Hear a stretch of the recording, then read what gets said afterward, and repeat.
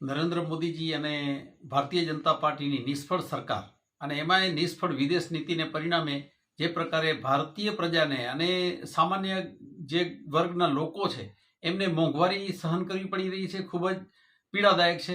આ સરકાર ગરીબોની નથી, કારણ કે આ સરકારની જે વિદેશ નીતિ છે બિલકુલ ફેલ છે. અને એના કારણે ગઈકાલે જ્યારે રાંધણ ગેસના જે બાટલાના ભાવમાં 60 રૂપિયાનો વધારો થયો છે, ઘરેલું ગેસમાં લાખો લોકો હરરોજ પોતાનું પેટનો ખાડો પૂરવા માટે, પકાવવા માટે આ ગેસનો ઉપયોગ કરે છે, એમાં 60 રૂપિયા.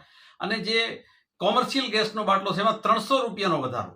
એટલે સરવાળે એક જે કોમર્શિયલ છે ધંધાદારી લોકો માટે, એમાં પણ લોકો જ હોટલમાં કે જમવામાં ક્યાં બનતું હોય તો જમવા જવાના છે, તો ત્યાં પણ લોકોને જ એના માટે બર્ડન આવવાનું છે.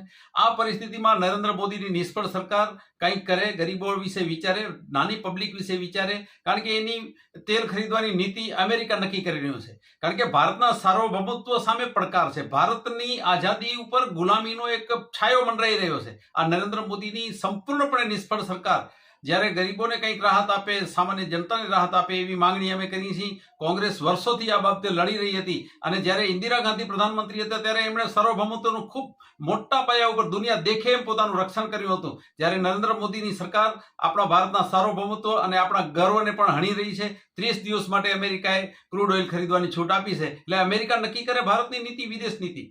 ખૂબ દુઃખ થાય છે, પણ સરકાર કંઈ પણ કરી અને ગરીબોને રાહત અપાવે એવી વિનંતી.